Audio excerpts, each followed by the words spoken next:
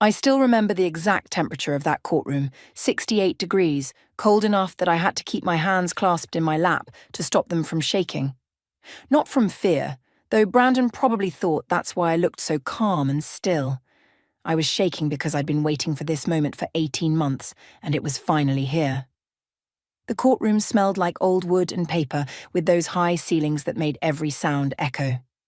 Brandon sat 3 tables away from me with his lawyer, Mr. Thornton, who wore a suit that probably cost more than most people's monthly mortgage. And right behind Brandon, in the front row of the gallery, sat Amber. She wore this cream-coloured dress that I knew cost $4,200 because I'd seen the charge on his credit card last month. Her legs were crossed, and she had this smile on her face like she'd already won everything. I guess she thought she had. Brandon looked good, I'll admit that. He always knew how to present himself. Charcoal grey suit, crisp white shirt, hair styled perfectly.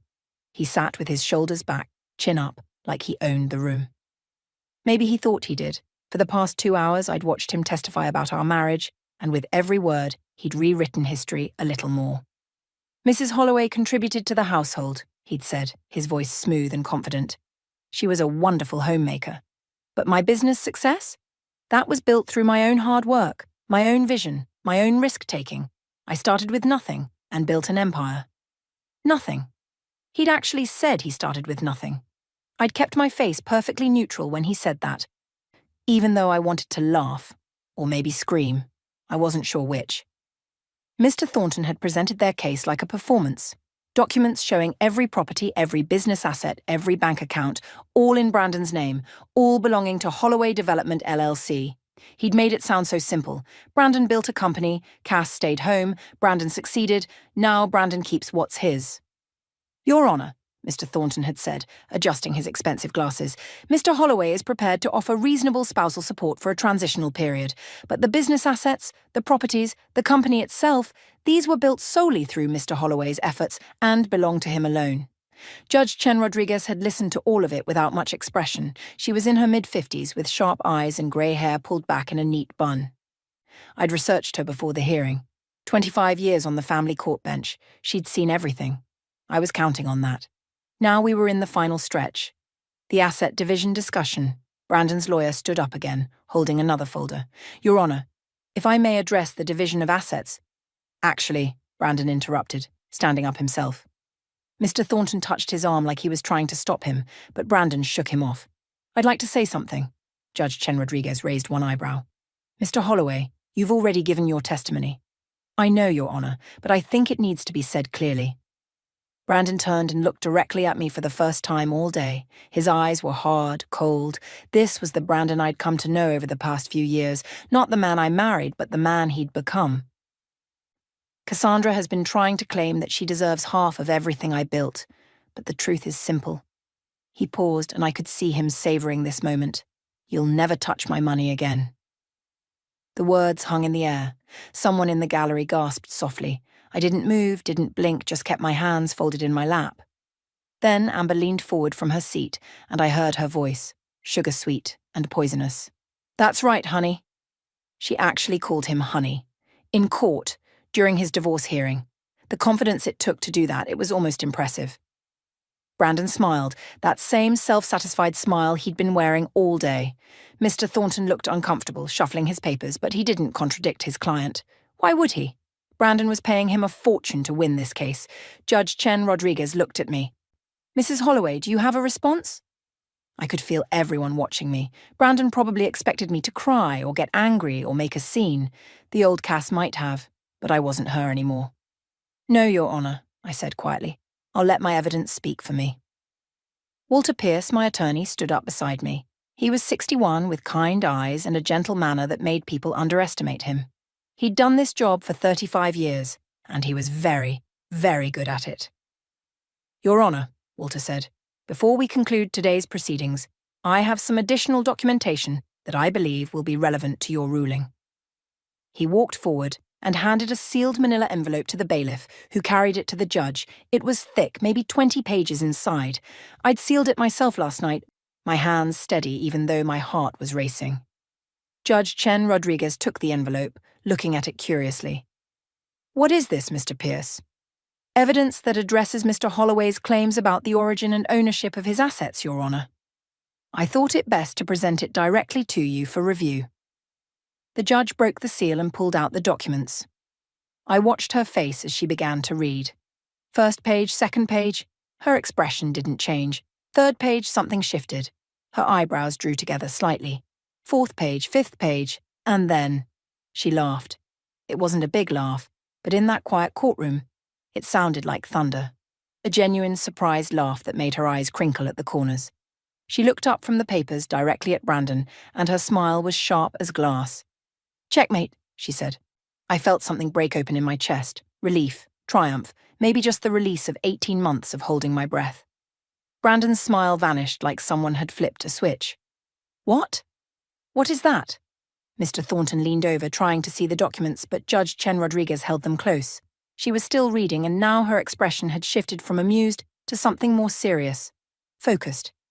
"Your Honour, I object to—" Mr. Thornton started. "You haven't seen what you're objecting to yet, Counselor," Judge Chen Rodriguez interrupted, not looking up from the papers. She read for another full minute while the courtroom held its breath. Then she set the documents down carefully and looked at Mr. Thornton. "We're going to need to see your client's response to these documents, and I suggest you review them very carefully before we reconvene." "Your Honour, what—" Brandon's voice cracked. Actually cracked. I'd never heard him sound like that, not in 15 years of marriage. "Tomorrow morning, 9 a.m., the judge said firmly. "I'm ordering a recess to give both parties time to review this new evidence. Mr. Pierce, please provide copies to opposing counsel." Walter handed a second envelope to Mr. Thornton, who took it like it might explode. "Court is adjourned until tomorrow." Judge Chen Rodriguez stood, gathering the documents. "What the hell is in that envelope?" Brandon demanded, his voice loud now, panicked. He grabbed Mr. Thornton's arm. What did she give the judge? But I could see Mr. Thornton's hands shaking as he opened the envelope and pulled out the copies. His face went pale as he read the first page, then the second. Then he looked at Brandon with an expression I recognized, the look of someone who'd just realized they'd been played. Amber stood up in the gallery trying to see what was happening. "Brandon? What's going on?" Brandon didn't answer her. He was staring at me now, really seeing me for the first time in years, and I watched the realization dawn in his eyes that maybe, just maybe, he'd made a terrible mistake. I stood up, smoothed my simple navy dress, and picked up my purse. Walter touched my elbow gently. "Well done," he whispered. I didn't smile, not yet. But as I walked out of that courtroom, past Brandon's frozen face and Amber's confused expression, past the whispers starting in the gallery, I felt something I hadn't felt in a very long time. I felt like myself again. The first time I met Brandon Holloway, I was 23 years old, and he spilled coffee all over my presentation binder. It was at a networking event for small business owners and professionals. I'd been working at Fisher & Associates accounting firm for 2 years, and my boss had sent me to meet potential clients.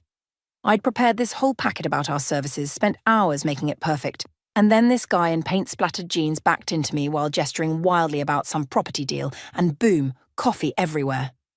"Oh God, I'm so sorry," he said, grabbing napkins and making it worse by smearing the coffee around. "I'm such an idiot. I wasn't looking where I was. Here, let me—" "It's okay," I said, trying to salvage what I could.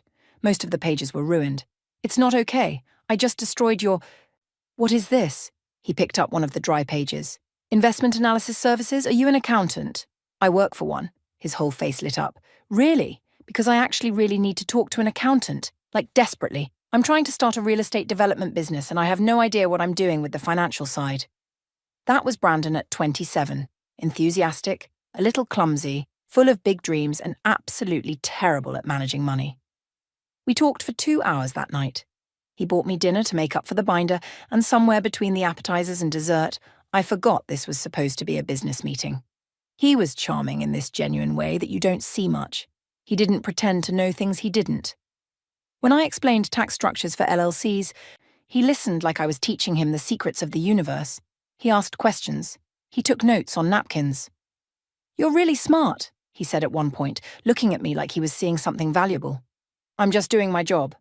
"No, I mean it. The way you explained all that, you made it make sense. Most people talk down to me because I'm just a contractor." We dated for 8 months before he proposed. Looking back, maybe that was fast, but it felt right at the time. Brandon was working as a general contractor, doing renovations for other people, but his real dream was to flip houses himself.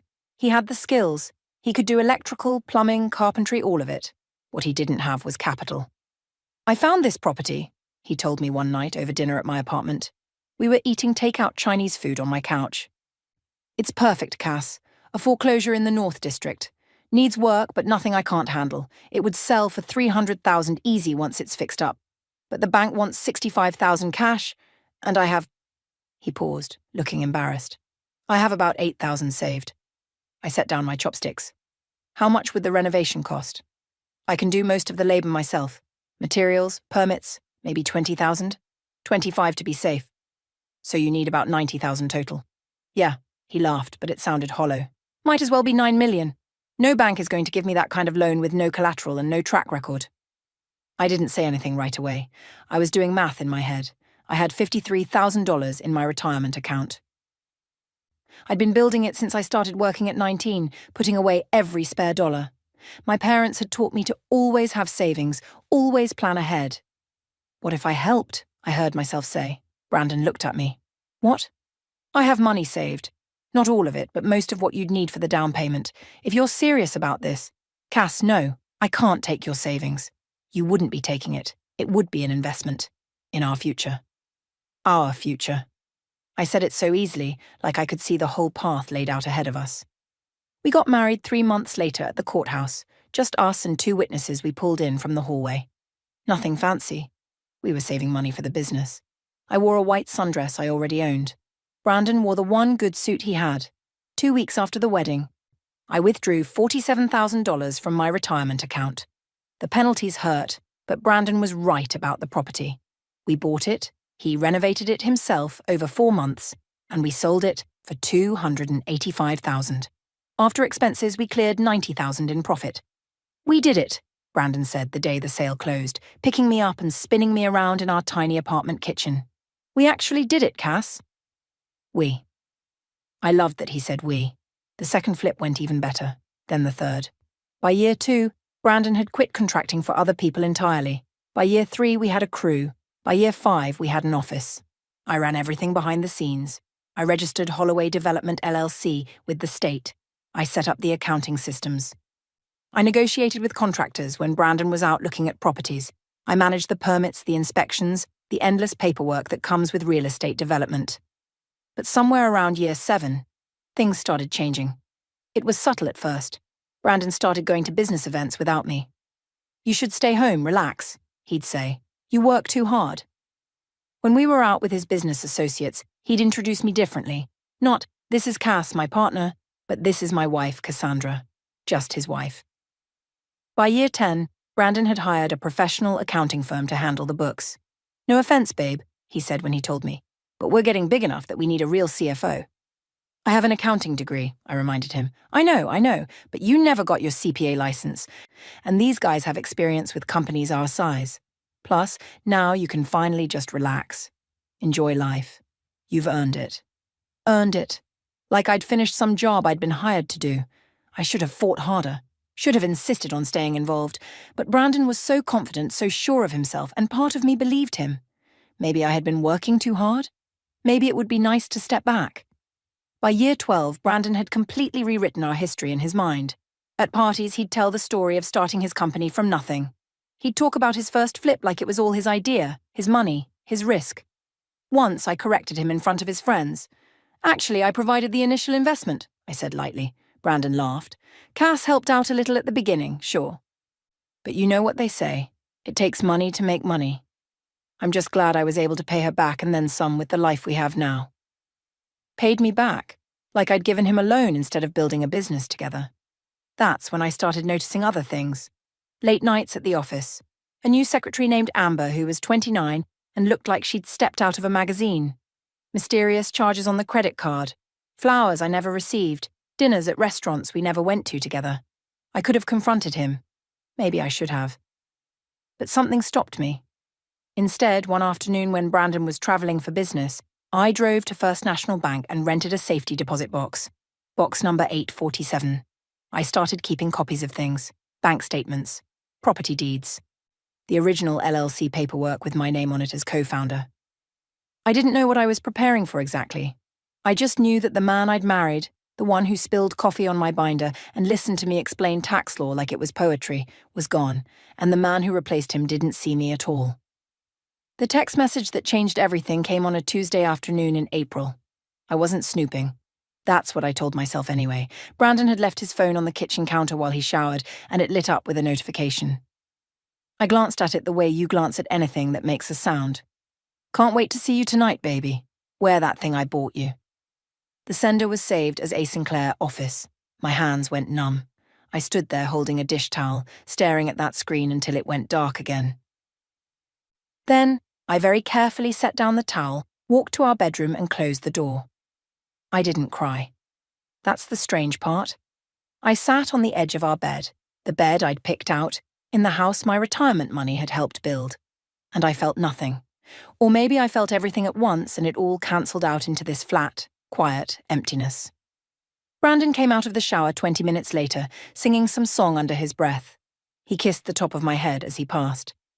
I've got a late meeting tonight, babe. Don't wait up. Okay, I said. He didn't even look at me closely enough to see that something had broken. That night, after Brandon left for his meeting, I did something I'd never done before. I followed him. He drove to the Pearl District, the expensive part of downtown with the converted warehouses and trendy restaurants. I stayed 3 cars back, my heart hammering so hard I could feel it in my throat. He parked in front of a new high-rise called the Meridian and walked inside like he owned the place. I waited 30 minutes, then walked into the lobby. The doorman barely glanced at me.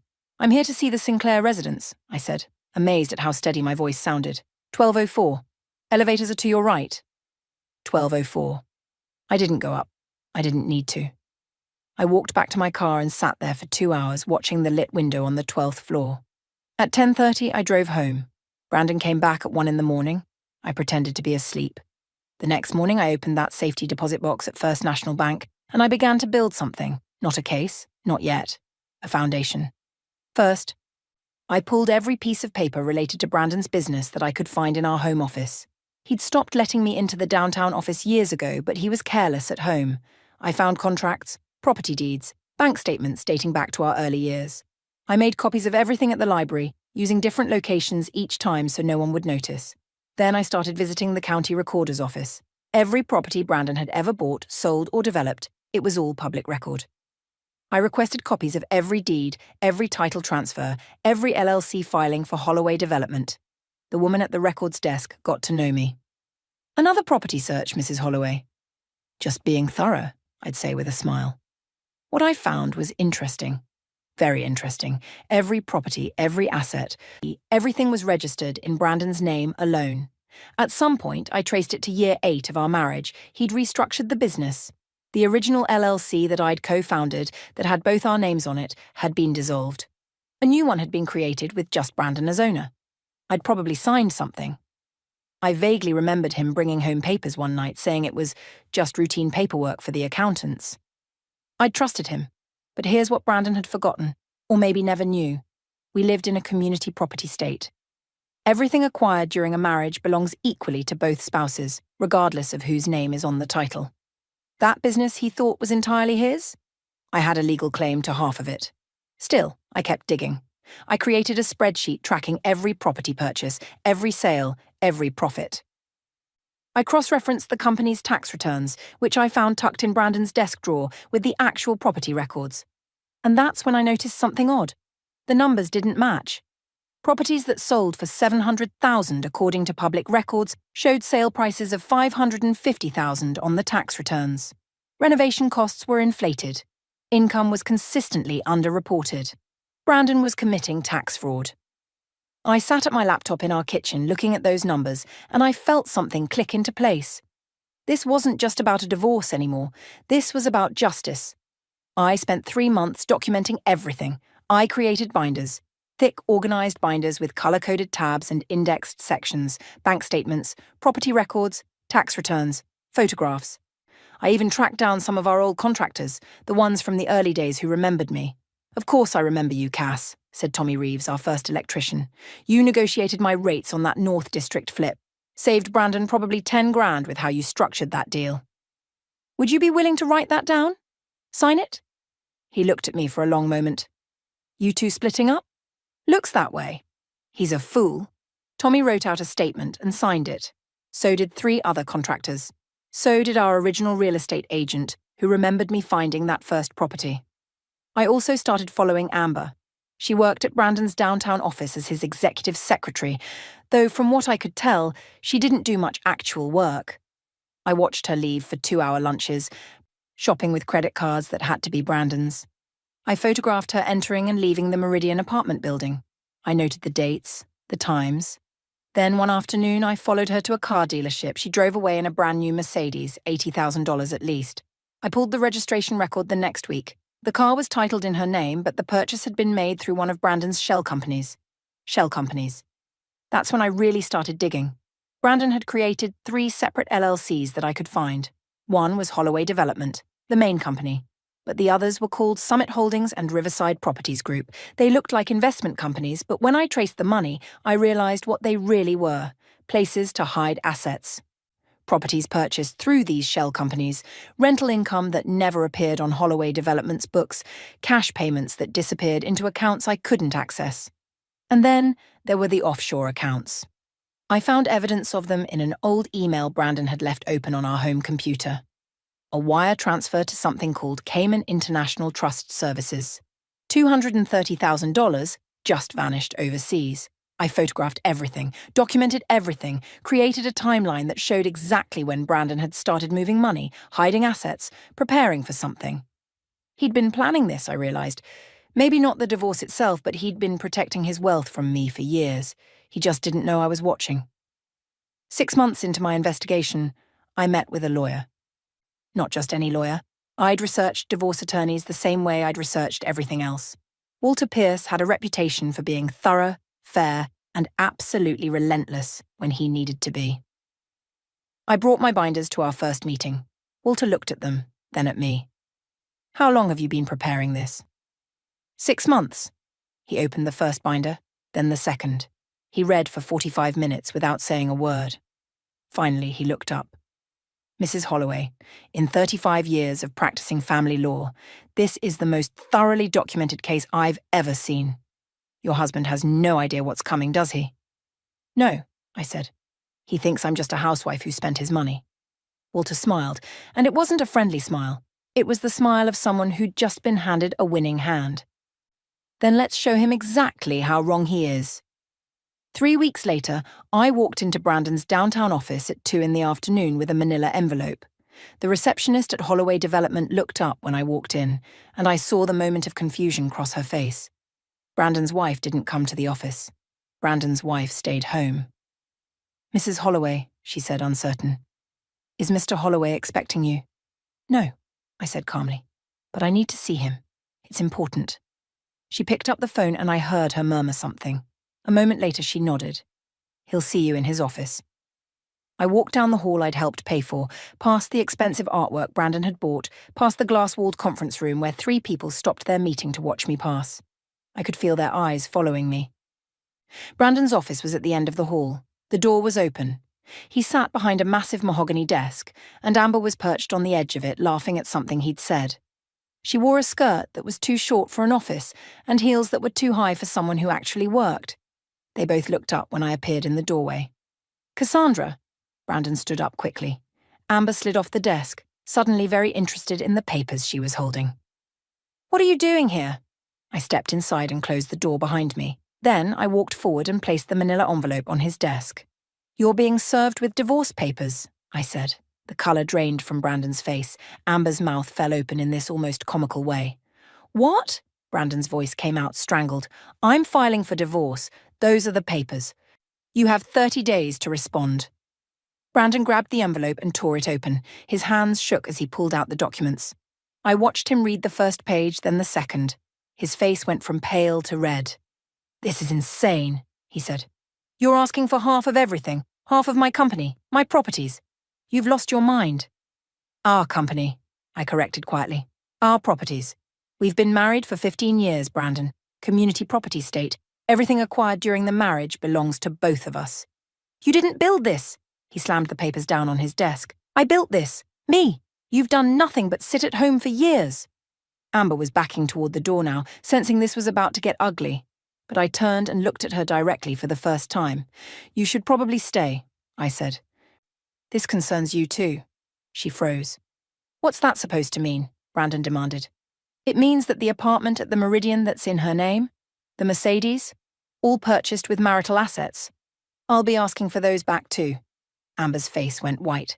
"I don't know what you're—" 1204 Meridian Tower, black Mercedes, license plate JKL 4782.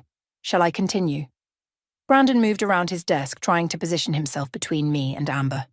"You need to leave, Cass. Now, before you embarrass yourself further." "I'm not the one who should be embarrassed." I picked up my purse. "Your lawyer will need to respond within 30 days. I suggest you get a good one." "You'll get nothing," Brandon shouted as I reached the door. His voice was loud enough that I knew everyone in the office could hear. "You hear me? Nothing. I'll fight this with everything I have." I didn't respond. I just walked back down that hallway, past all those staring faces and out to my car. My hands were shaking when I started the engine, but it wasn't fear. It was adrenaline. The next 3 months were a blur of legal preparation. Walter filed all the necessary paperwork. Brandon hired Thornton & Associates, one of the most expensive divorce firms in the state. They filed motion after motion, trying to delay, trying to intimidate. Brandon changed too. He stopped trying to be civil. He had our joint bank accounts frozen, which didn't matter because I'd opened my own account months ago. He had the locks changed on our house while I was out, which was fine because I'd already moved into a small apartment across town. He also started running his mouth to anyone who would listen about how I was trying to steal everything he'd worked for. Then came the court date. I dressed carefully that morning. Navy blue dress, simple and professional, minimal jewelry. I wanted to look competent, not flashy.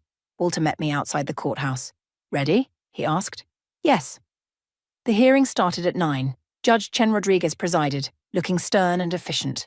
Brandon arrived with Mr. Thornton and an assistant carrying boxes of documents, and right behind them, wearing that cream-coloured dress, came Amber. "Is she allowed to be here?" I whispered to Walter.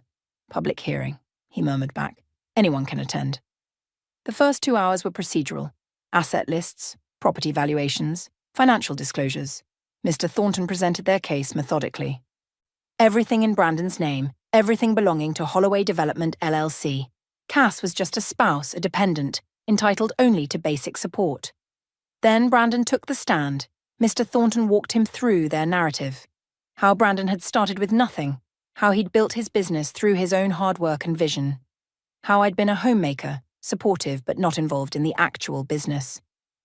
"And Mrs. Holloway's financial contribution to starting your business?" Mr. Thornton asked. "There may have been a small loan early on," Brandon said as if he couldn't quite remember. "But that was repaid long ago through the lifestyle I provided." "A loan." He called my retirement money a loan. Walter cross-examined him carefully. He established timelines. He got Brandon to confirm he'd had no money when we married.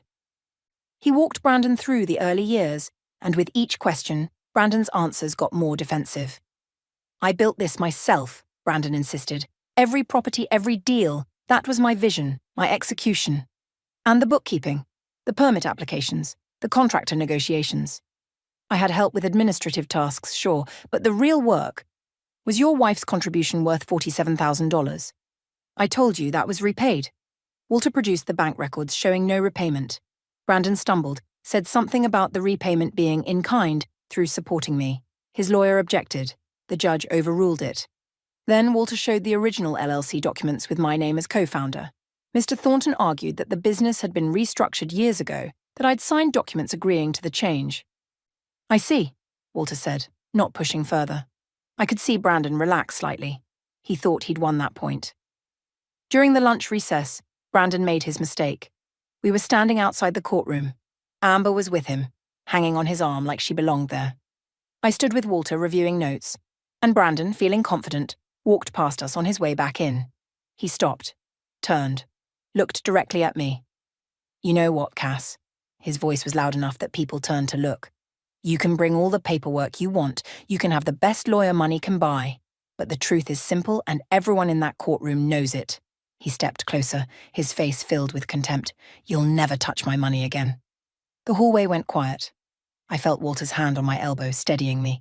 Then Amber leaned forward, her smile sharp and victorious. "That's right, honey. She said it like she'd already won, like I was already defeated, like she'd taken everything and there was nothing I could do about it. Brandon turned and walked into the courtroom, Amber trailing behind him like a prize he'd won. Walter looked at me. "You okay?" "Perfect," I said, and I meant it. When court reconvened, Judge Chen Rodriguez asked if there was any additional evidence before she recessed for deliberation. Walter stood. "Yes, Your Honor. I have one more piece of evidence that I believe will be crucial to your ruling." He walked forward with the sealed envelope I'd prepared last night. My hands had been steady as I'd placed everything inside, checking twice to make sure it was complete. The judge opened it, started reading.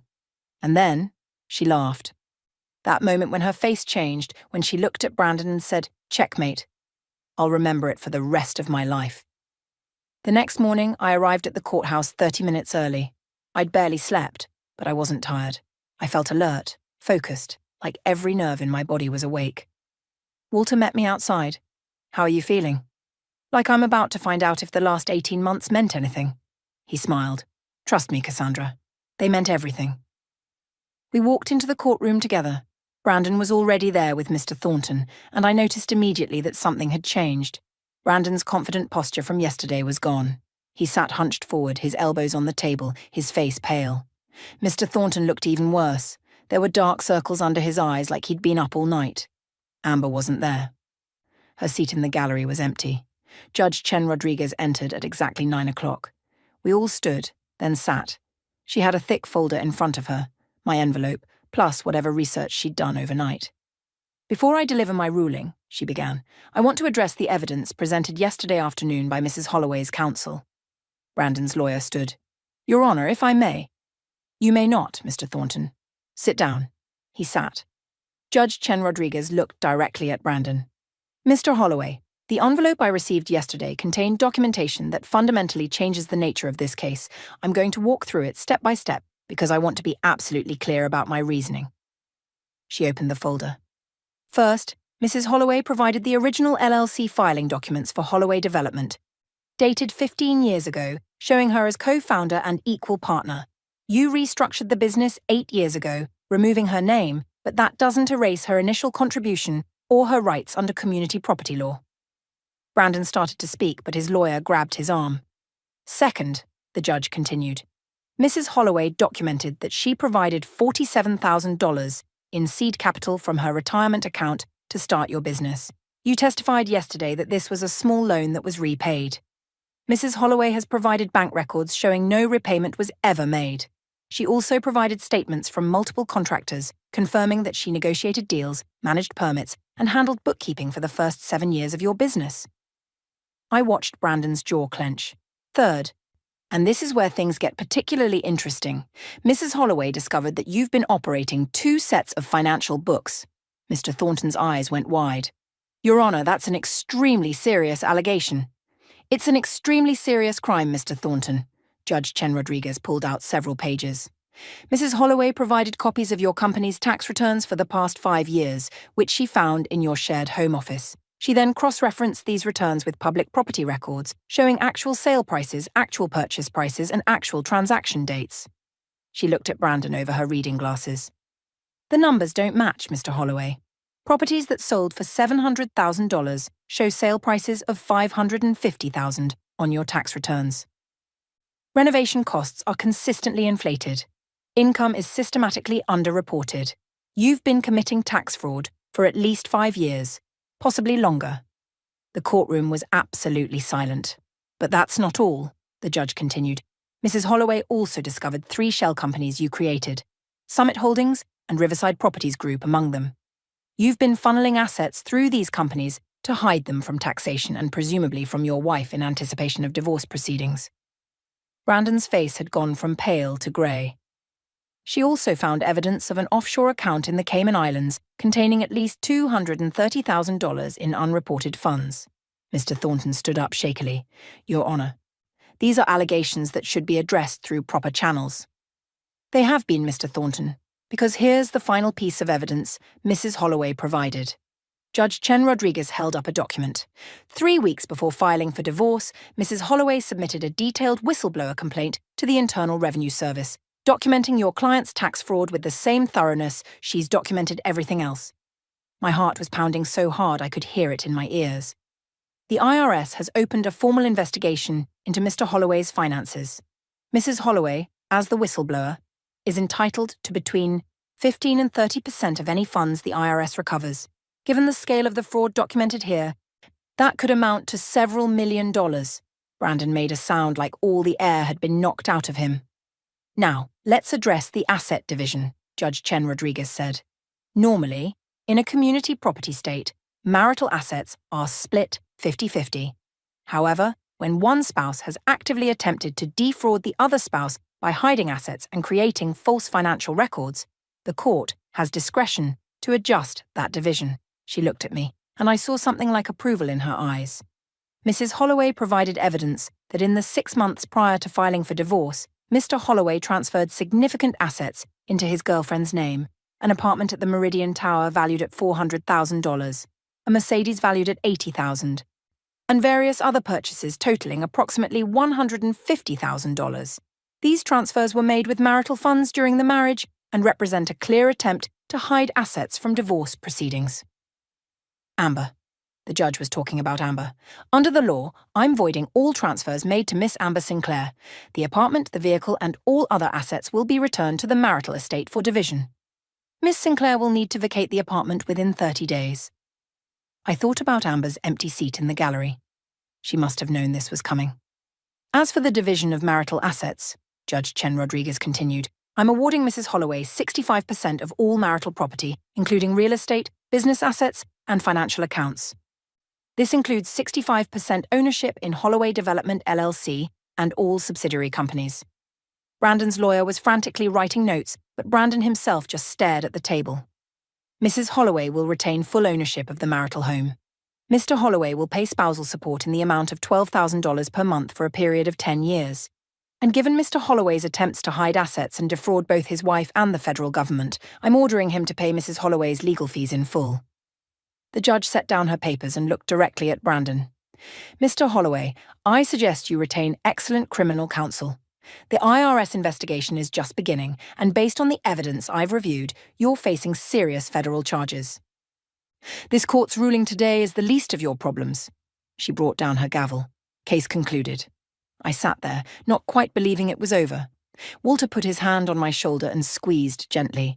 Brandon stood up slowly like he'd aged 10 years in 10 minutes. He looked at me across the courtroom, and for just a second, I saw the man I'd married, confused, lost, realizing too late what he'd thrown away.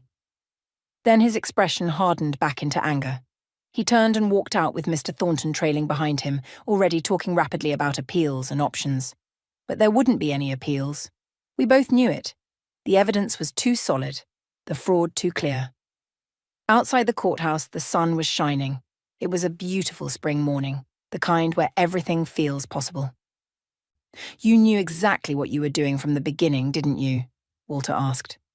I thought about that safety deposit box, about the months of careful documentation, about every photograph and bank statement and property record I'd collected.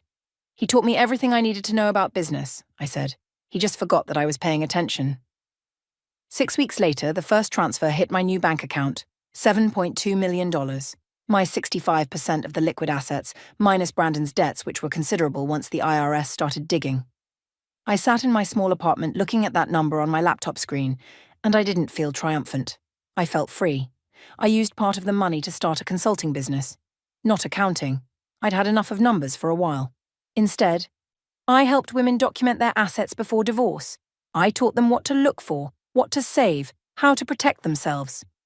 The business was called Checkmate Consulting. 6 months after the divorce was finalized, I got a letter from the IRS. Brandon's case had been settled. The government had recovered $8.3 million in unpaid taxes and penalties. My whistleblower reward was 30%, $2.4 million. Brandon had been right about one thing, I realized as I read that letter. I would never touch his money again, because now it was mine.